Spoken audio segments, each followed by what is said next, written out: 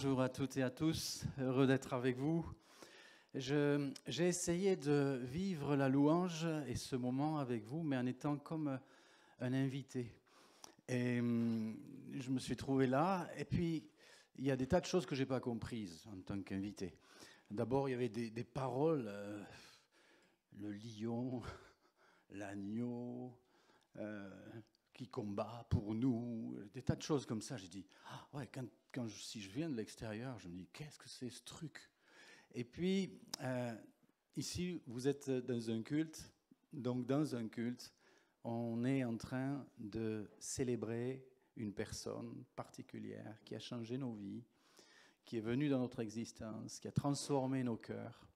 On le dit avec des mots qui ne sont ceux qui sont, mais ce que vous devez savoir, c'est que celui que nous célébrons, Jésus, vous aime d'un amour particulier. Vous aime personnellement. Et même si vous ne vous sentez pas aimé, si vous ne vous sentez pas compris, si vous avez été rejeté dans votre vie, si vous vous sentez nul, ou au contraire, si vous vous sentez peut-être très bien dans votre peau, sachez une chose, c'est que Jésus vous aime d'un amour éternel et qu'il veut se révéler à vous comme à tout homme, à tout être humain sur cette terre. Parfois, je fais cet exercice de me mettre un peu comme cela à l'extérieur pour essayer de comprendre ce qui se passe dans le cœur de ceux qui nous visitent, de ceux qui viennent avec nous dans un temps comme celui-ci. Il y a toutes sortes de types de réunions ou de rencontres, mais un culte, c'est particulier. C'est un moment d'intimité avec celui que l'on aime, avec le Seigneur. Et pour cela, il faut avoir une révélation de qui il est. Tant qu'on ne l'a pas rencontré, comme disait Martin tout au début de ce culte, on a l'impression d'être un peu comme en dehors du cadre, en dehors du tableau. Mais ce matin, ma prière et notre prière, c'est que pour vous qui êtes là, vous soyez visités par l'amour de Dieu, visités par celui qui vous aime alors que peut-être vous ne le savez pas encore. Alors ce matin, je vais essayer de partager ce que le Seigneur nous a donné depuis une quarantaine d'années. On a vu ça avec toute l'équipe de responsables, qu'il était important de rappeler la vision, le pourquoi de ce lieu, le pourquoi de tout ce qui s'y passe, quel est le sens de tout cela, comment c'est né, comment ça se développe, pourquoi, et quelles sont les étapes encore qui sont devant nous. Je ne les connais pas, ou très peu, mais quelles sont les choses auxquelles nous devons nous préparer, et notamment dans cette période où beaucoup de choses sont bousculées dans le monde dans lequel nous vivons, dans notre génération. Et j'aimerais juste faire un petit peu de retracer. C'est difficile, 40 ans, un peu plus, même 42 ans d'existence en quelques 45 minutes, et je ne veux pas être trop long, sinon je vais vous perdre. Mais je voudrais en tout premier lieu m'appuyer sur la parole de Dieu. Et parce que la Bible est le fondement de la vie chrétienne. Et si vous permettez, avant même d'aller plus loin, on va prier. Et on va demander au Seigneur d'ouvrir nos cœurs à sa vision. Pas à la vision d'un homme, à la vision d'une équipe, mais à sa vision, à son projet. Et pour moi, l'exercice est difficile ce matin parce que mon but n'est pas de nous raconter. Le but, c'est pas de dire, ouais, on a vécu une belle histoire et on vit une belle histoire avec le Seigneur, ce qu'on appelle un témoignage. Certes, c'est une belle histoire, dans lequel il y a eu des mauvais moments, dans lequel il y a eu des échecs, il y a eu des doutes, il y a eu des moments pas faciles. Mais ce que vous voyez aujourd'hui en venant ici, ce lieu, cet endroit, que beaucoup de personnes disent magnifique, et je suis d'accord, je vote, oui, c'est un lieu magnifique. Eh bien, tout ce qui s'est fait, tout ce qui s'est développé, d'abord, c'est l'action du Seigneur. Et c'est pour cela que je voudrais lui rendre gloire en tout premier en priant. Parce que ce n'est pas le travail des hommes qui peuvent amener de telles choses. C'est le travail de l'Esprit, du Saint-Esprit, de l'Esprit de Dieu au milieu de nous. Alors j'aimerais vraiment qu'en premier, on puisse simplement remercier le Seigneur. Et en tout cas, c'est ce que je veux faire pour ma part.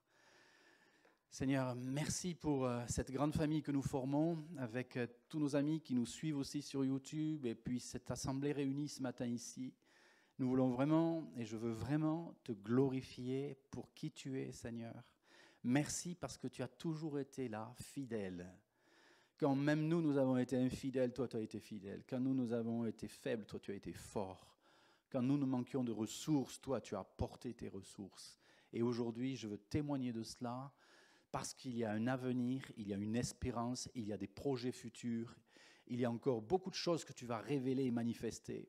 Ce n'est que le début de l'histoire et c'est pour cela que je veux en tout premier, avec tous mes frères et sœurs ici, te donner la gloire qui t'appartient, parce qu'elle n'appartient qu'à toi seul, et te dire nous voici pour te servir, Seigneur, jusqu'à ton retour. Amen. Amen. Alors, il y a un homme qui a inspiré en tout cas ma vie, et il est parlé de lui dans le livre de la Genèse, le livre des commencements dans la Bible, c'est Joseph. Pas Joseph, le mari de Marie, mais Joseph, cet homme que Dieu va susciter de la famille de Jacob et qu'il va utiliser d'une manière très particulière pour...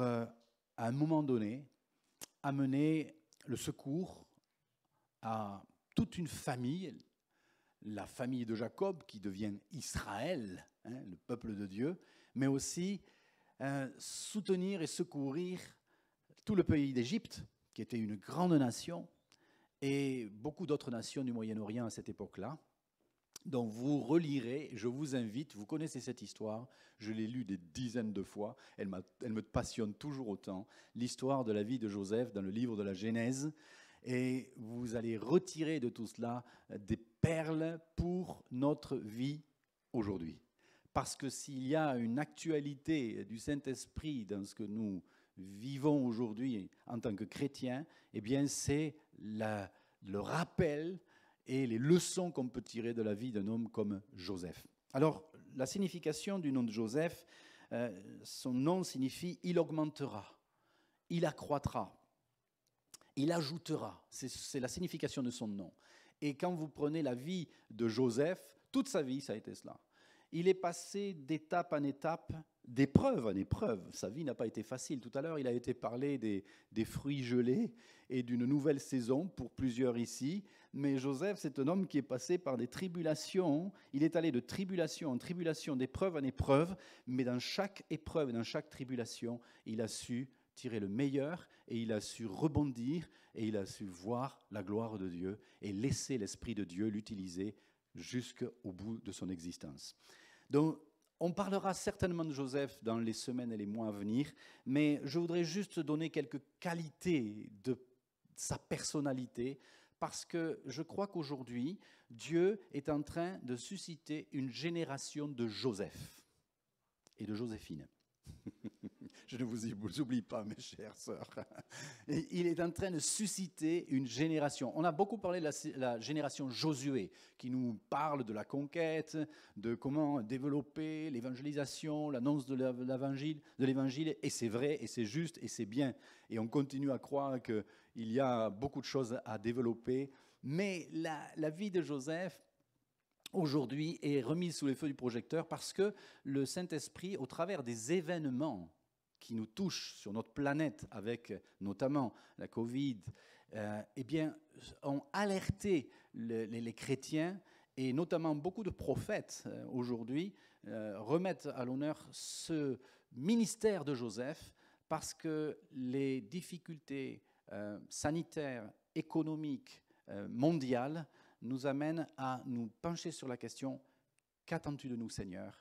Que veux-tu que nous préparions? Comment on doit faire face à la situation dans laquelle nous sommes aujourd'hui?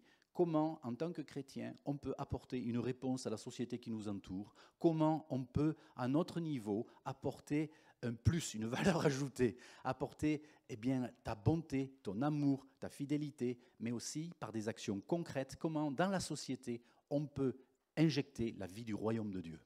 Et c'est cela qui nous intéresse et nous préoccupe.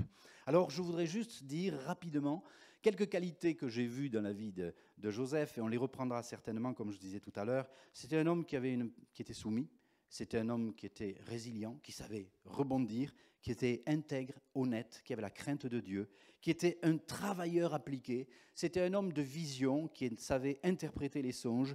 C'était un homme qui était rempli de souplesse à l'Esprit de Dieu et qui savait s'adapter pour les situations auxquelles il devait faire face et apporter le meilleur au sein de ces situations. C'était un homme généreux, c'était un homme patient, persévérant, c'était un homme respectueux qui honorait ses maîtres, qui savait aussi honorer son papa, son père Jacob. C'était un homme miséricordieux envers ses frères. Et pour ceux qui connaissent l'histoire, eh bien, il fallait une sacrée dose de miséricorde pour les pardonner. C'était un prophète qui annonçait déjà à la fin de sa vie ce qui allait se passer 400 ans plus tard, lorsque le peuple d'Israël sortirait d'Égypte sous la conduite de Moïse, et qu'il donnait pour lui-même et pour ses propres os qui étaient mis en terre en Égypte, eh bien cet ordre, ramenez-moi en Canaan, ramenez-moi sur la terre promise.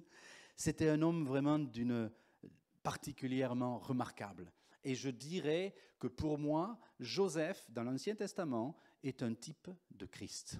C'est une manifestation, on va dire, dans sa personnalité de Jésus. Certains vont lui reprocher d'avoir été un peu trop arrogant au début de son enfance lorsqu'il raconte ses rêves et ses songes qui paraissaient et au travers desquels il paraissait très présomptueux. Mais en fait, c'est un homme qui était aussi un jeune homme qui était naïf et qui exprimait ce qu'il voyait tout simplement. Et j'aimerais qu'on garde parfois de cette naïveté, de cette qualité de l'enfance. Comme Jésus l'a dit, si vous devenez comme des petits-enfants, vous n'entrerez pas dans le royaume de Dieu. Et c'est important que tu redeviennes comme un petit enfant, pas pour faire bezeux et areux, mais d'accord, mais pour que tu aies cette simplicité de cœur qui sait capter la pensée de Dieu et marcher par la foi. Alors, rapidement, voilà un peu ce que je dirais sur Joseph, mais dès le début, avec Marie-Claude, nous avons été interpellés par l'expérience et le livre de la Genèse, et particulièrement de l'histoire de Joseph. Alors, pour être précis, j'aimerais rapidement vous dire un peu comment notre histoire et notre témoignage se sont développés ici. Comme vous le savez, donc, j'ai eu un papa et une maman magnifiques, Raoul et Alice, qui sont aujourd'hui auprès du Seigneur.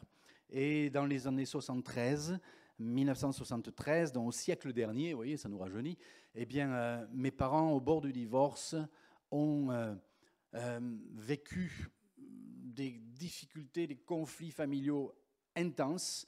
Et au sein de cette situation difficile qui devait exploser et faire exploser littéralement notre famille, ma petite sœur, ou ma grande sœur plutôt, Nicole, a rencontré des chrétiens qui lui ont parlé de Jésus. Elle a été touchée, interpellée. Ma maman, eh bien, qui était prête à se séparer de papa, est allée écouter l'Évangile. Elle a été touchée par le Seigneur. Elle a commencé à prier pour que son mari change, parce que c'est toujours l'autre qui doit changer dans un couple, vous le savez ça. Hein. Donc elle a prié pour que son Raoul change. Et puis, que s'est-il passé? Eh bien, son Raoul a changé. Et mon père a été mis en contact, il était ingénieur chimiste, et il travaillait pour ex-AZF à Toulouse, l'ONIA, et il était directeur d'usine, et il s'est retrouvé à écouter le témoignage d'un homme qui était un peu du même statut social que lui, qui avait vécu les mêmes galères que lui, et qui lui a raconté que sa vie avait changé le jour où il a dit simplement à Jésus, « Jésus, si tu existes vraiment, viens dans ma vie et change-moi. » Et mon père a fait cette expérience lui-même, et il a osé dire à Dieu, « Si tu existes, révèle-toi à moi. » C'était un homme qui aimait la recherche, la science, qui ne croyait pas en Dieu particulièrement, mais il a fait cette expérience. Et je crois que tout être humain sur cette terre devrait faire au moins une fois dans sa vie cette démarche de dire, « Écoute Jésus, je ne sais pas si tu existes, peut-être que je parle dans le vide, mais si tu existes vraiment, si c'est toi qui peux me conduire, si c'est toi qui peux sauver ma vie, si c'est toi qui peux vraiment m'amener plus loin et à rentrer pleinement dans une vie digne d'être vécue, alors je te confie mon existence, révèle-toi à moi. » Et cette simple prière, on va dire, cette parole a changé totalement toute notre famille. Et mes parents, dont ont vraiment vécu jusqu'à la fin de leur vie, ils sont restés ensemble. Et puis, dès le départ, dans les années 73, suite au changement radical de mon père et de ma mère, moi j'avais 16-17 ans, j'avais 2 petites sœurs.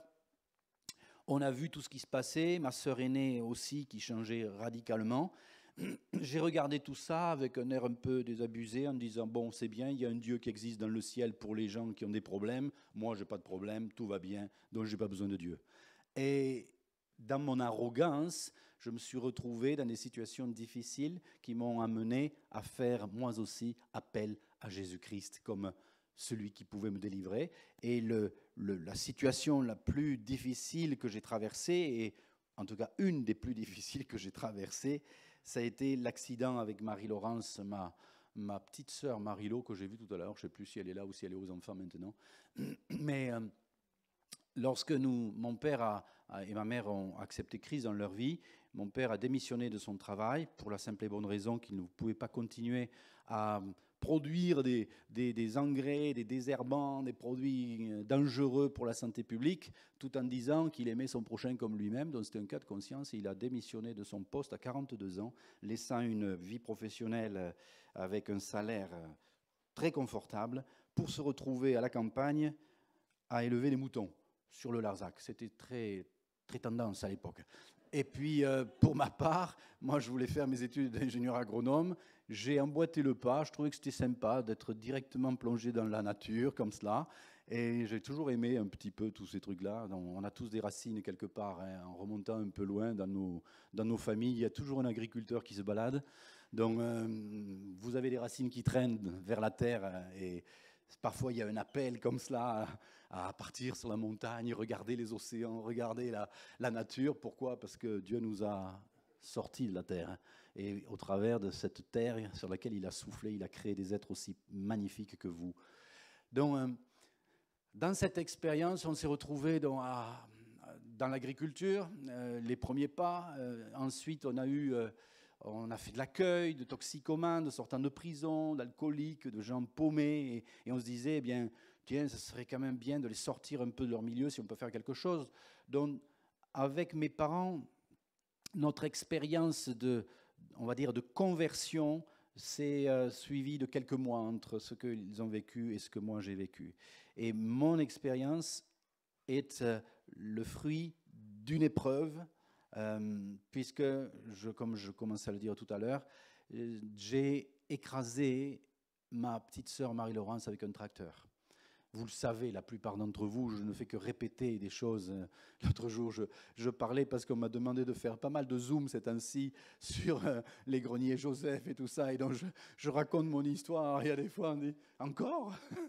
Et j'avais Florian qui est vraiment... C'est un bon public. Hein. Flo, il m'a encouragé. Il disait à la fin, wow, chaque fois que tu racontes cette histoire, moi je suis... ça me touche profondément. Alors j'espère que ce matin, le Saint-Esprit va te toucher à toi aussi. Donc oui, j'ai vécu un drame avec ma petite sœur Marie-Laurence et mon autre sœur Sylvie, que j'avais avec moi sur un tracteur. Et puis on rentrait sur la ferme et à un moment donné, Marie-Laurence est tombée du tracteur. Et le temps que je m'arrête, en fait, elle avait fait un demi-tour sur la grosse roue motrice du tracteur. Son corps était coincé d'ici jusqu'aux pieds. Ses vêtements étaient pris entre le moyeu et la roue.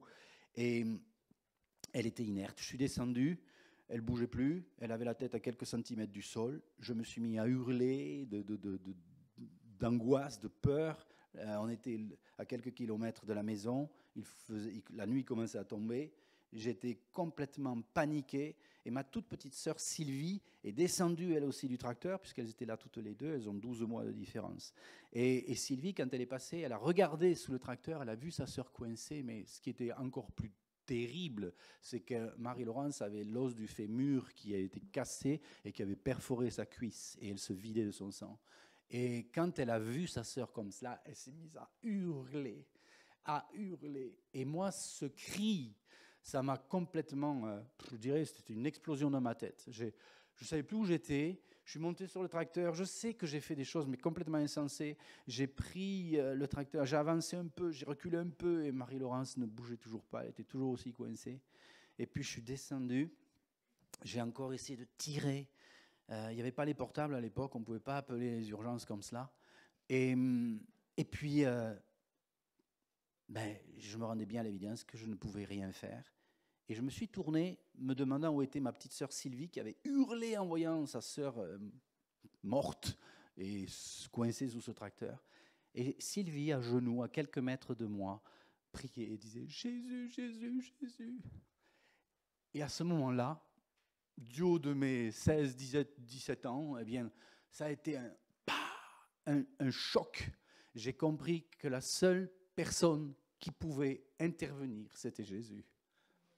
Et je me suis tourné vers ce tracteur, j'ai posé mes mains sur la tête de Marie-Laurence et j'ai dit « Jésus, au secours !» Et à ce moment-là, instantanément, Marie-Laurence est revenue à elle, elle a levé la tête et elle m'a dit « Ça va !» Et je peux vous dire, cette seconde-là a changé ma vie. Elle s'est accrochée à moi, j'ai eu plus qu'à la prendre dans mes bras. Je savais que Jésus était là, c'était tellement intense. Il y avait une telle présence de Jésus. Je sais qu'il était là et que c'était lui l'auteur de cette délivrance. À partir de là, toute ma vie a basculé. J'ai décidé de donner ma vie à Jésus. J'ai décidé de le suivre, de lui confier mon existence. Et c'est ce qui s'est passé. Et je ne le regretterai jamais. Nous nous sommes mariés avec Marie-Claude en 1977. Et Dieu m'a fait la grâce d'avoir une épouse qui m'a absolument épaulé, accompagné durant toutes ces années pour que son projet s'accomplisse et s'exécute. Donc avec mes parents, eh bien, on s'est occupé de paumés, de gens en difficulté. Alors, il y a eu des fois c'était magnifique, des fois c'était dramatique. On a eu des jeunes qui sont sortis de la drogue instantanément, qui se piquaient au LSD, qui ont été transformés surnaturellement ici, dans ce lieu. On a eu des gens qui, malheureusement, ont mal tourné. Certains se sont suicidés. On a connu à la fois des choses glorieuses et des choses douloureuses. Ça fait partie de la vie normale et chrétienne, normale. Tout n'est pas, il ne faut pas croire que tout est comme ça, tout est rose. La vie chrétienne, c'est un choix, c'est un engagement. Il y a des moments où c'est difficile, il y a des moments où c'est facile. Mais ce que je peux te dire, c'est que le Seigneur sera toujours à tes côtés si tu lui fais confiance. Et il te sortira toujours, toujours de la situation la plus difficile dans laquelle tu es tombé. Donc, nous nous sommes retrouvés dans plusieurs endroits, dans l'Hérault, dans le Tarn-et-Garonne, pas le Tarn-et-Garonne, dans la limite de l'Aveyron et de l'Hérault. Et puis ensuite, on se disait, mais qu'est-ce que le Seigneur veut faire avec nous ? Et puis on lisait cette histoire de Joseph, et avec Marie-Claude, on aimait cette histoire de Joseph particulièrement dans la Bible. Et puis on se demandait qu'est-ce que le Seigneur voulait faire avec nous. Puis vous savez que ma femme a été épileptique, et qu'on s'est battu dans la prière, et que grâce à Dieu, Marie-Claude a été totalement guérie de l'épilepsie. Mais ça a été des combats aussi là, de longue haleine. Je ne vais pas rentrer dans tous les détails, sinon ce soir nous serions encore là. Mais un matin, alors que je priais, nous étions à 150 km d'ici, je priais comme tous les matins et je parlais avec mon Jésus et je lui disais, Seigneur, où veux-tu que nous allions ? Quel est l'endroit où tu veux que nous puissions continuer notre travail avec toi d'accueil, on ne savait pas trop ce à quoi le Seigneur nous appelait, mais ce qui était certain, c'est qu'on voulait parler de Jésus autour de nous. Parce qu'on ne peut pas garder un trésor aussi glorieux, merveilleux, qu'est Jésus, sa personne, on ne peut pas le garder pour soi. Quand on en est pénétré, on a envie de le partager. Et c'est ce qui s'est passé. Je dois sortir du champ de la caméra, non, parfois. Excusez-moi pour ceux qui sont là-haut ou là-bas. Je bouge un peu ce matin. Mais je suis aussi dans l'émotion parce que on ne peut pas oublier ce que Jésus a fait pour nous quand on est touché par son amour. On ne peut pas. On ne peut pas. Même si on vit par moments de difficultés, on ne peut pas oublier ce qu'il a fait. Compte les bienfaits de Dieu, mets-les tous devant tes yeux. Tu verras, en adorant, combien leur nombre en est grand. Et donc, un matin, alors que j'étais là, en train de prier, en disant, Seigneur, qu'est-ce que tu veux de nous ? Qu'est-ce que tu attends de nous ? Tout à coup, j'avais les yeux fermés, et j'ai vu un endroit. C'était beau. C'était comme sur un coteau, ça descendait comme cela, puis c'était un peu plat, et puis ça repartait, et c'était magnifique. Alors je l'ai dessiné, et j'ai dessiné cet endroit. Et puis j'ai dit à Marie-Claude, à mes parents, je dis, je crois que le Seigneur nous réserve un lieu comme ça. Alors, oui, si le Seigneur nous veut un lieu comme ça, mais où est cet endroit? Parce que sur quel continent?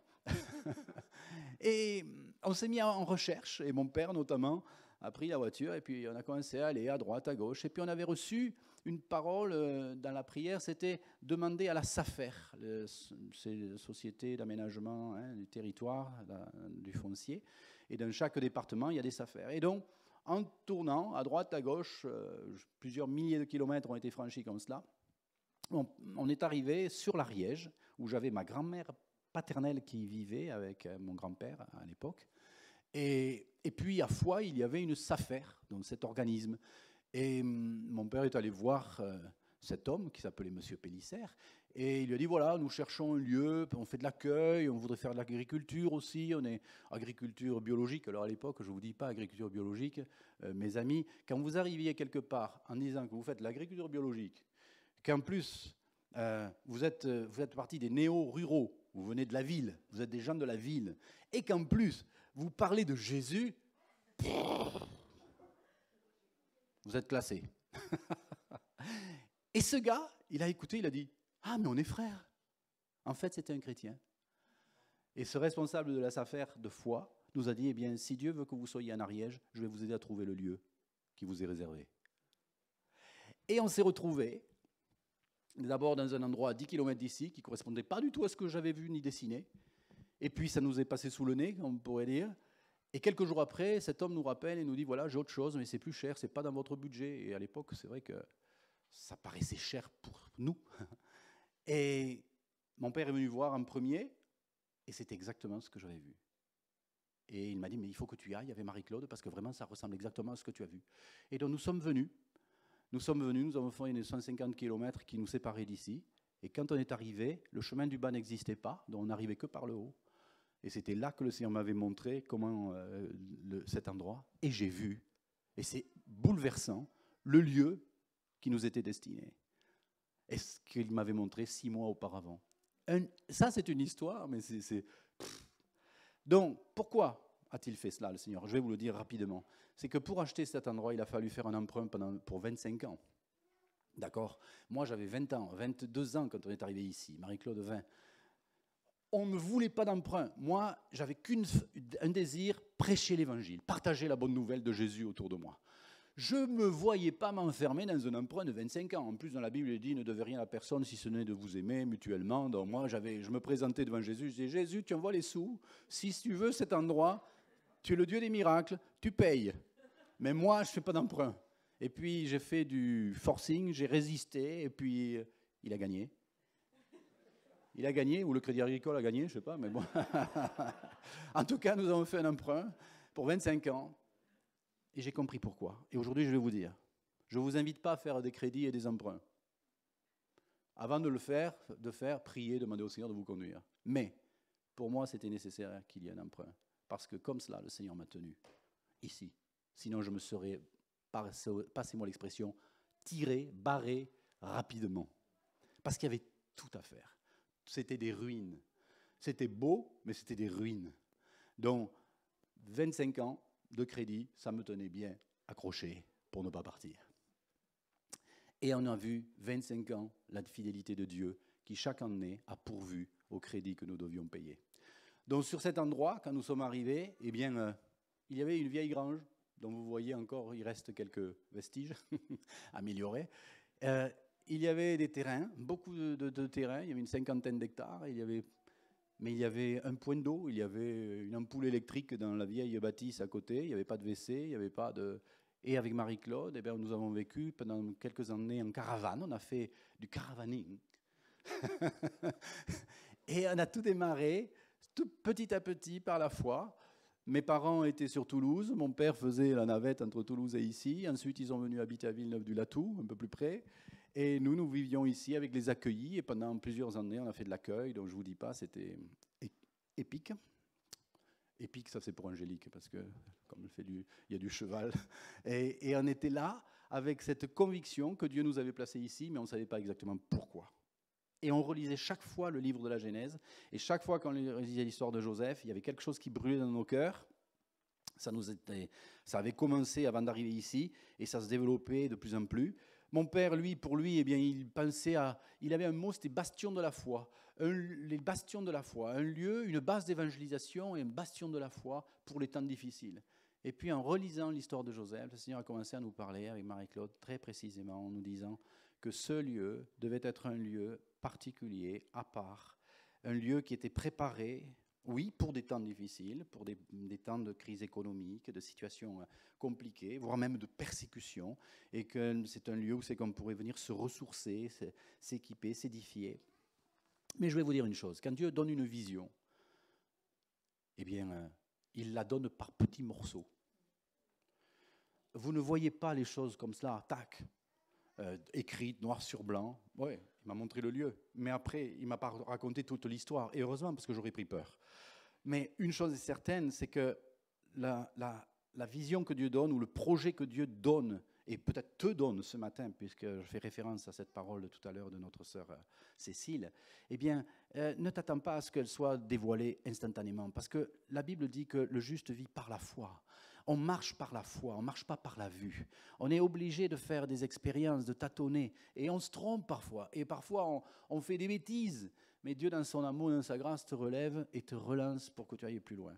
Et c'est ce qui s'est passé ici pendant toutes ces années. On n'a pas su exactement toujours ce qu'il fallait faire. On n'a pas toujours compris comment il fallait le faire.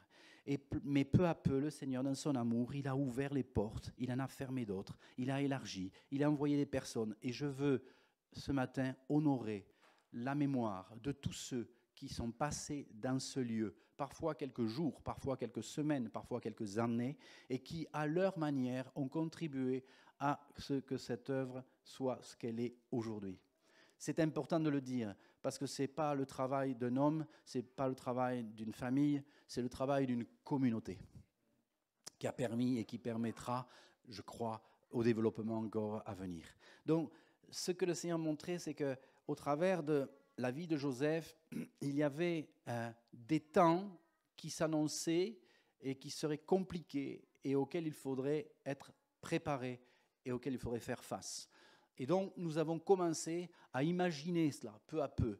Et d'où est né, quand on a créé le GAEC, dans 1994, notamment avec Claude, Marie-Claire, avec Jean-Paul et Mireille Boutonnet, on a commencé à développer un peu plus les divers ateliers qui étaient certains en place, d'autres qui ne l'étaient pas, à faire du pain, de l'élevage, de l'apiculture, de la culture.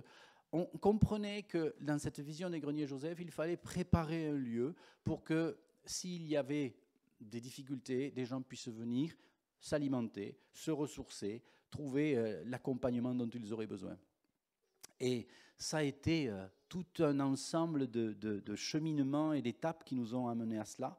Mais ce que je dois dire, c'est que dans les années 1983, donc cela, on est arrivé, nous, ici, en 1978, novembre 78. De 78 à 83, on a continué l'accueil. En 83, alors que je sentais l'appel de Dieu pour le service, je me suis enfermé, j'ai fait un temps vraiment de recherche profonde du Seigneur.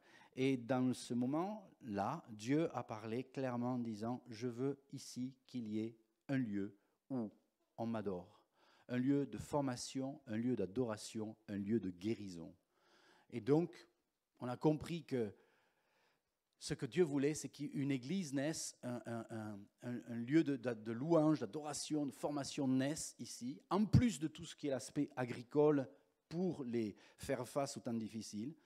Et tout à coup, la vision a commencé à s'élargir de plus en plus. Vous voyez, c'est par étapes que les choses se font. Et je dirais que même parfois, ça se chevauche. C'est pour ça que même parfois, dans les dates, je m'y perds. Je me dis, wow, comment ça s'est passé? Attends, ça a démarré quand? À quel moment? Qu'importe. Ce qui importe, c'est de voir que Dieu agit et que son œuvre s'établit. Et donc, l'Église est née, et là, on a dû prendre la décision de libérer 1 hectare de terre et de le donner à l'association qui naissait, l'association donc, culturel et cultuel. Il fallait donner cette surface de façon à ce que ça ne soit pas propriété Mazel, mais que ça devienne ce que c'est aujourd'hui, le Centre chrétien Vie Nouvelle. Et donc, cette terre a été libérée et on a commencé à écouter ce que le Seigneur nous disait. Il nous disait de bâtir un lieu pour recevoir des gens, dont on a tourné avec l'Église pendant pas mal d'années. On est allé sur Pamiers, on est allé à Saverdun, on a bénéficié de l'aide de l'Église catholique et protestante pendant tout un temps, comme on n'avait pas encore fini le lieu de culte ici. Et puis avec une poignée de frères et sœurs que je salue pour ceux qui sont ici encore présents et ceux qui sont partis, eh bien on a aménagé ce premier lieu de culte, cet endroit. On a démarré, on avait 1 500 € en poche. Pour avoir le permis, c'est un miracle parce qu'on ne pouvait pas avoir de permis sur une zone comme celle-là, agricole, et en plus en habitat dispersé. Et Dieu a fait des successions de miracles, ça serait trop long, il faut que j'écrive un bouquin là-dessus, je raconterai tout en détail, mais ce matin, j'en ai pas le temps. Mais pour dire que cette vision s'est peu à peu développée autour de la pensée que Dieu voulait pour cet endroit et cette région, et je crois au-delà. Et aujourd'hui, eh bien, la vision, donc, on va dire, des greniers Joseph, puisque on a tiré ce nom de ce livre de la Genèse et de la vie de Joseph. Cet endroit de ressources, eh bien, n'est pas uniquement un endroit de ressources agricole. Ce qu'on comprend, c'est que Dieu veut être vraiment là pour répondre aux divers besoins de nos contemporains, mais aussi de la famille de Dieu. Et donc, il y a énormément besoin de mutualiser les capacités, les potentiels de chacun pour que cette vision prenne toute son ampleur et son développement. Donc aujourd'hui, oui, il y a une œuvre agricole et je salue mes frères agriculteurs qui sont autour parce qu'on s'est réunis il y a plusieurs années, on a essayé de comprendre quel était le plan de Dieu, comment en tant qu'agriculteur on pouvait travailler et mettre des efforts en commun, comment produire ensemble, comment mettre ces terres qui nous étaient confiées au service du royaume de Dieu. Et je dirais qu'encore, on n'a pas toutes les clés et on est attentif, on veut comprendre ce que le Seigneur nous dit et je vous invite à prier pour nous, particulièrement pour ceux qui sont dans le travail agricole, pour comprendre ce que le Seigneur nous demande. Et on encourage, et moi j'encourage, c'est ainsi, je ne fais que ça, des jardins partagés, des innovations, un travail d'implantation de petites activités qui vont ensemble permettre à apporter le secours et l'aide dans une situation économique qui peut être catastrophique. Donc, on a compris cela, mais on a compris aussi que eh bien, cette vision du Centre Vie Nouvelle, qui englobe tout, eh bien, elle était beaucoup plus variée encore que simplement le domaine agricole. L'épicerie sociale et solidaire se sont développées, et c'est un prolongement tout à fait de la vision des greniers Joseph.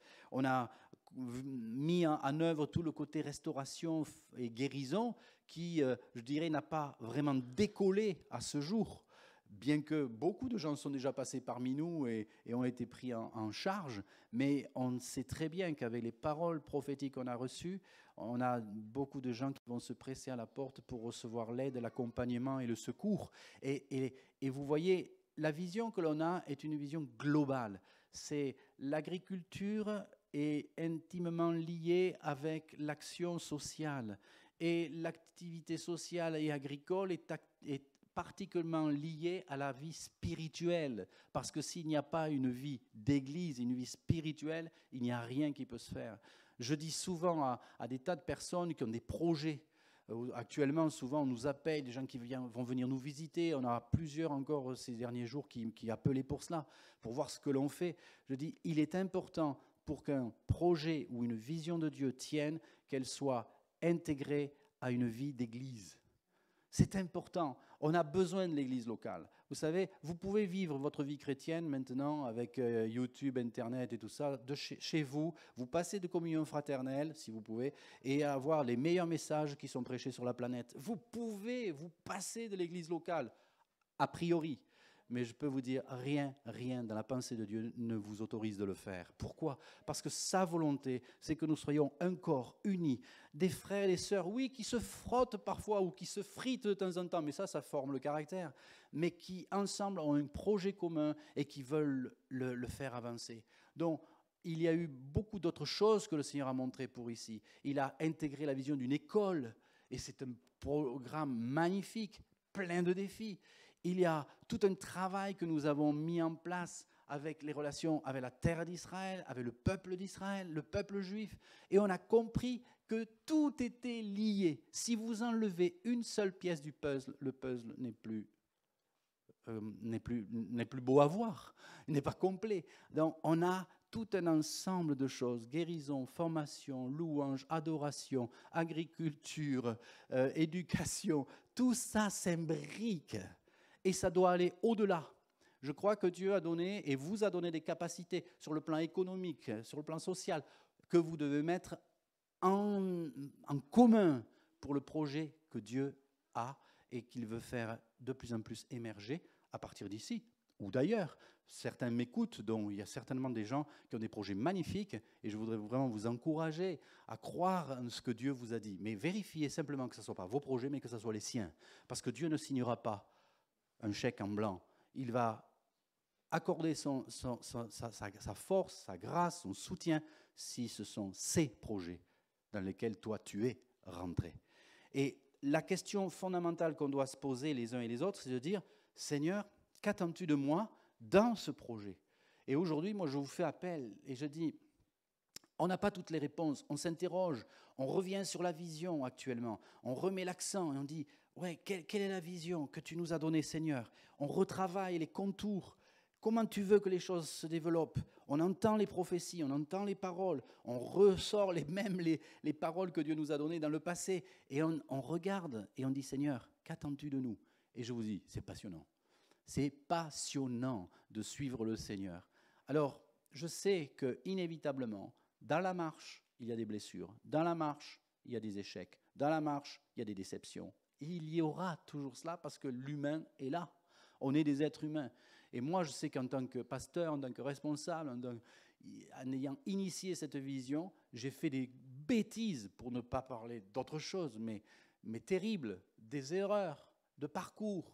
Et je sais très bien qu'il y a des gens qui ont été blessés, qui ont été peut-être déçus parce que je n'ai pas pu ou su donner ou encourager comme j'aurais dû le faire. Mais je vous assure, aujourd'hui, plus que jamais, resserrons les liens, soyons unis ensemble. Et à quelque niveau que tu sois engagé, tu as ta part de gâteau dans l'affaire. Dieu veut t'utiliser dans son œuvre. Et cette œuvre du Vie Nouvelle, hein, comme dont on a, si on faisait un camembert, là, on aurait le Centre Chrétien Vie Nouvelle, dans lequel il y a eh bien, les greniers Joseph, l'épicerie sociale, le centre de guérison, l'école et Israël et 3 points de suspension, tout ce que Dieu va encore faire. Et dans ce travail-là, chacun a des talents et des dons et peut y contribuer. Et en même temps, on ne veut pas enfermer tout au niveau du Centre Chrétien Vie Nouvelle, parce que l'œuvre de Dieu est bien plus large, sinon on serait le plus triste des hommes. Dieu a des projets bien plus larges, et Dieu peut-être appelle à des projets extérieurs à cela, et encore plus loin, et plus grands. Mais si tu es appelé par Dieu à travailler avec nous, sache que tu es le bienvenu, la bienvenue, et que tes dons, tes capacités et tes talents seront toujours vraiment acceptés et reconnus. L'essentiel, c'est qu'on travaille dans un même état d'esprit, avec des cœurs renouvelés, attachés à Jésus, qui aiment le Seigneur et qui font passer ses intérêts avant les nôtres. Alors, je ne vais pas être beaucoup plus long, mais je voudrais juste, concernant la vision des greniers Joseph, qui est un peu comme, si on regarde le support sur lequel nous sommes, c'est la terre, d'accord ? Donc, au départ, il y a eu ce domaine agricole. Et c'est à partir de là que les choses, les unes et les autres, toutes les œuvres se sont montées. Donc, oui, les greniers Joseph sont un fondement de cette œuvre. Et je voudrais juste rappeler que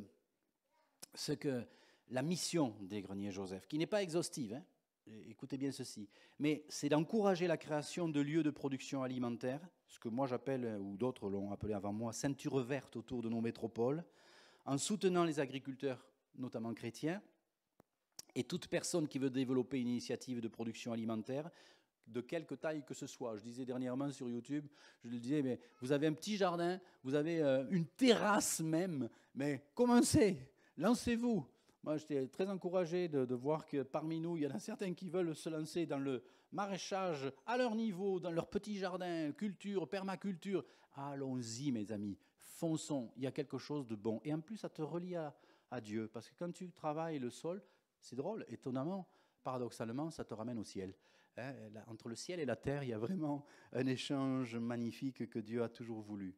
Donc, encourager la création de tels lieux, promouvoir une agriculture aussi respectueuse de l'environnement, c'est vraiment quelque chose qui nous tient à cœur. Mon père a quitté l'industrie chimique parce qu'il a vu les méfaits que ça pouvait avoir sur la santé publique. À l'époque, c'était en 1973, on ne se doutait pas ce qu'on allait vivre aujourd'hui. Quand on voit l'état général de la santé et l'état de nos nappes phréatiques et l'état de la création, eh bien, on peut se remettre en question en tant que chrétien et dire oui, j'ai ma part. Si je suis enfant de Dieu, je dois être soucieux de mon environnement et de la terre que je vais laisser à mes enfants. Parce qu'on ne sait pas quand est-ce que Dieu va revenir. Jésus va revenir, c'est sûr, mais ça peut être dans 2 ans, 5 ans, 10 ans, 50 ans, un siècle. Donc moi, je veux que mes petits-enfants puissent avoir une vie, vraiment une belle vie, et pas une vie de galère parce que j'aurais été irresponsable, ou plutôt responsable de leur peine.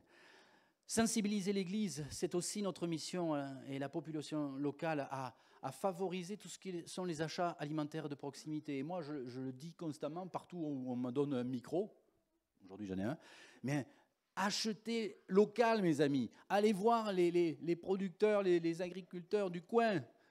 Veillez à cela, ça fait partie et ça contribue à la vision des greniers Joseph. Consommer autrement aussi, on en parle beaucoup. Vous savez, moi, quand j'ai commencé à partager ces choses, j'étais pas forcément dans le vent, hein, mais je me rends compte qu'aujourd'hui, c'est ce que tout le monde dit. Tout le monde parle d'acheter local, proximité, circuit court, AMAP, etc. Et c'est super, et j'encourage cela.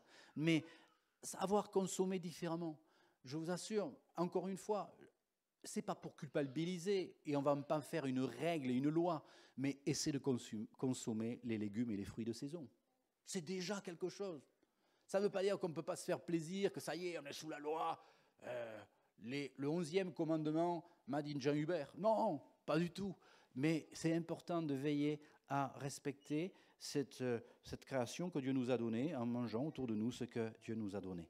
Donc, développer une économie parallèle, moi j'y crois beaucoup. Vous savez ce que le Seigneur nous a dit dès le départ au niveau de la vision des greniers Joseph, c'est qu'il fallait produire, transformer et commercialiser nous-mêmes.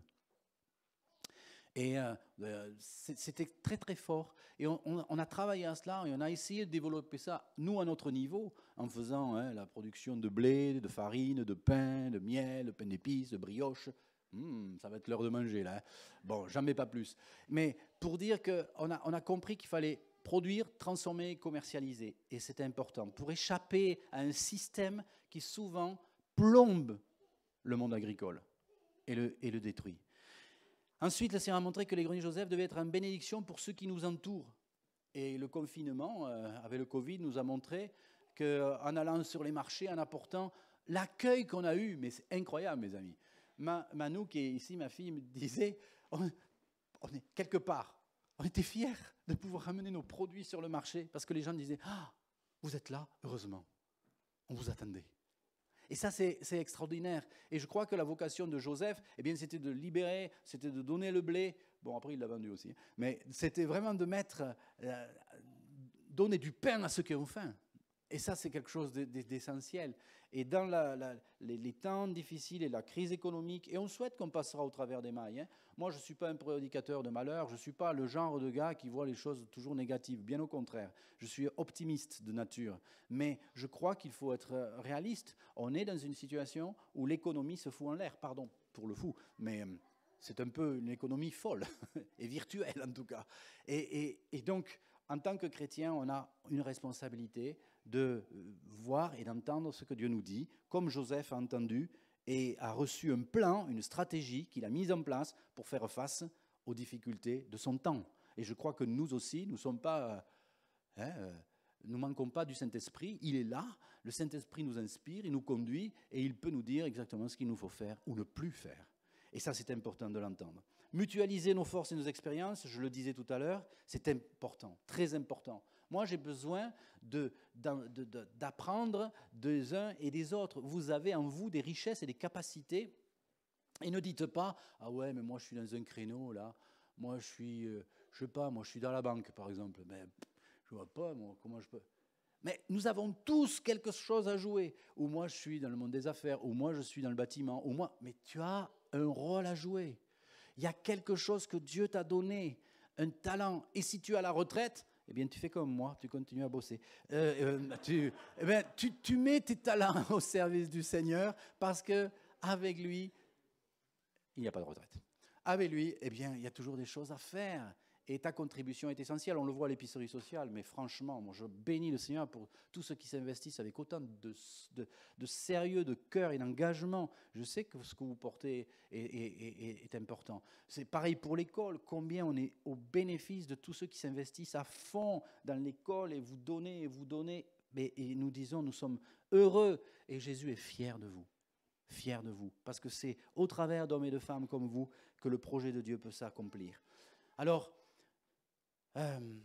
je crois qu'il va falloir qu'on mette en place et créer un réseau de compétences. Il me semble que c'est quelque chose d'essentiel et on est en train d'y travailler, de mettre en lien toutes les personnes dans le monde du travail qui sont engagées sur le plan spirituel, chrétien, qui comprennent cela et de mettre vraiment toutes nos compétences ensemble parce qu'il y a tellement de choses à mettre en œuvre. Alors, je voudrais juste libérer quelques paroles ou rappeler quelques paroles pour terminer que le Seigneur nous avait données depuis plusieurs années. Et ces derniers temps, il y a une insistance qui revient. Veillez à ce que les œuvres que vous développez, dont je parle pour ceux qui sont peut-être sur le net et qui nous écoutent, mais aussi parmi nous, veillez à ce que les œuvres que vous développez soient toujours reliées à une église locale, à des ministères qui seront la couverture spirituelle de vos actions et de vos engagements. Rappelez-vous de ça. C'est capital. Dans cette période, on a absolument besoin de se couvrir mutuellement par la prière, par le soutien. Et la redevabilité, c'est précieux. Savoir s'écouter, savoir confronter nos idées, nos opinions, avoir vraiment des temps comme cela, c'est essentiel parce que ça va nous garder ensemble. Et quand on se réunit devant le trône du Seigneur pour l'adorer, le louer, pour prier, ça a un impact puissant. Ne vendez pas vos propriétés et la terre que vous avez, même si ce sont de petites parcelles, à moins d'une direction précise du Seigneur. Au contraire, si vous pouvez en acheter, achetez de la terre. Je m'engage. Moi, je crois vraiment à cela. Il y en a qui peuvent le mettre dans de l'or, dans des pierres précieuses, etc. Mais si vous pouvez avoir un lopin de terre, faites-le. Achetez-le. Ne me jetez pas les pierres si vous n'êtes pas d'accord. Mais je vous le dis comme je crois le Seigneur nous l'a dit. Donc, 3, demandez au Seigneur où investir votre argent. Veillez à acquérir plus d'autonomie, non pour favoriser l'individualisme, mais pour être une source de bénédiction autour de vous.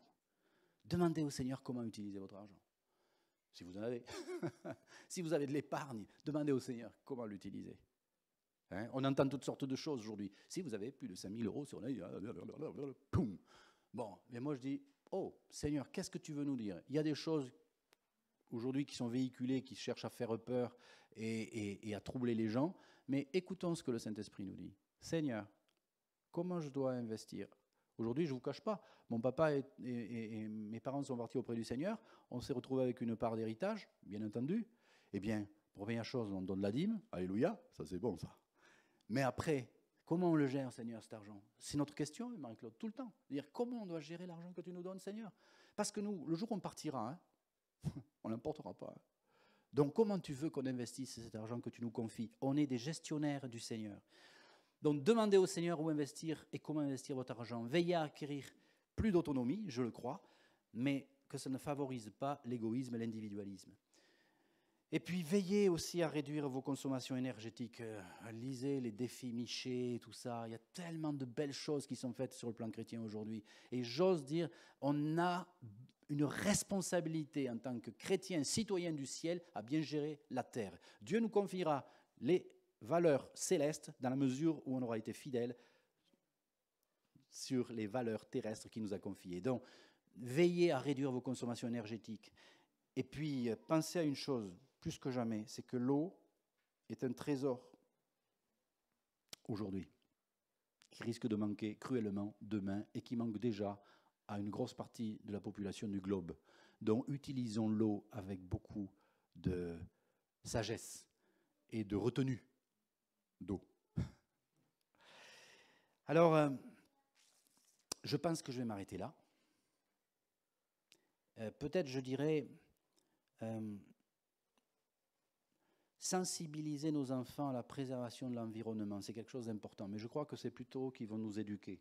Souvent, je vois que les enfants, ils ont pigé des choses que nous, parents, on a tellement pris de mauvais plis, on ne sait pas forcément. Donc, il y a une éducation, hein, et que ce soit dans l'école du dimanche, que ce soit dans l'école Terre Courage, de veiller vraiment à sensibiliser à la préservation de l'environnement. C'est important. Et puis, sachons prendre place dans le débat politique. Et moi, je dirais que là, on a un rôle à jouer. Moi, je suis un petit conseiller municipal, mais à Villeneuve-du-Latou, j'appuie pour que, eh bien, on fasse attention. Aujourd'hui, on va être classé comme commune bio, ou commune, voilà, parce qu'on a plus de 35% de terres qui sont aujourd'hui en agriculture biologique, et on doit veiller à cela. Mais on se rend compte qu'il y a des trucs qui se pratiquent sur notre commune affolantes. Quand on voit des désherbants sur des hectares de Roundup, là, c'est rouge, et ça s'en va dans le Latou, et puis ça, on le retrouve dans la Lèze, et puis vous le buvez quelque part, vous attrapez les poissons dans le petit lac de Saint-Ibar, et puis vous mangez de l'arsenic pur, là. Non, c'est la folie. Donc on a à prendre une position en tant que chrétien dans le débat politique, et si Dieu t'a placé dans un rôle quelconque, fais-le. Moi, actuellement, je veux peser, et je l'ai redit encore vendredi soir au conseil municipal, pour qu'on ait des jardins partagés à Villeneuve-du-Latou, et ça va se faire. Et on va travailler à cela, on va faire des lots, on va commencer à travailler, on a un petit verger, et Sirius, tu auras ta part. Voilà. Et puis, voilà, veillez à diminuer au maximum le gaspillage alimentaire qui est énorme dans notre société aujourd'hui. C'est aussi là être citoyen du ciel et citoyen de la terre. Donc que Dieu vous bénisse. Et puis je vais m'arrêter là. Il y aurait beaucoup de choses à dire, mais je voudrais juste qu'on prie un instant et que vraiment vous vous sentiez dans la famille. Vous êtes bienvenus. Vous avez certainement des choses à apporter. En tout cas, avec toute l'équipe de Vision et Direction, l'équipe, on est là et on a à cœur de continuer à promouvoir le projet de Dieu au milieu de nous, dans cette région. Peut-être que certains diront, ouais, mais ce que vous faites, c'est une goutte d'eau dans l'océan, mais eh bien, gloire à Dieu pour la goutte. Merci Seigneur pour notre contribution. Que l'on n'ait pas à rougir en se regardant dans un miroir en disant, ouais, j'ai rien fait pour que ça aille mieux. Mais bien au contraire. Seigneur, fais-moi grâce, que je puisse, avec mes moyens, aussi petits soient-ils, contribuer à la bénédiction, à amener ta grâce, ta faveur, ta bonté autour de moi, et que ce monde qui va mal puisse encore retrouver de l'espoir, parce que tu es l'espoir de l'univers. Merci Seigneur. Seigneur, je te prie pour que, au travers de toutes ces choses en vrac que j'ai pu donner ce matin, eh bien toi, tu donnes à chacun de retenir ce qui est essentiel. Encourage chacun. Merci Seigneur. Vraiment, glorifie-toi, que nos amis aussi qui sont ici de passage soient encouragés et bénis dans leur propre vie. Seigneur, toi, tu les aimes et tu veux conduire chacune de leur destinée. Sois glorifié, Jésus. Amen. Merci de votre écoute patiente.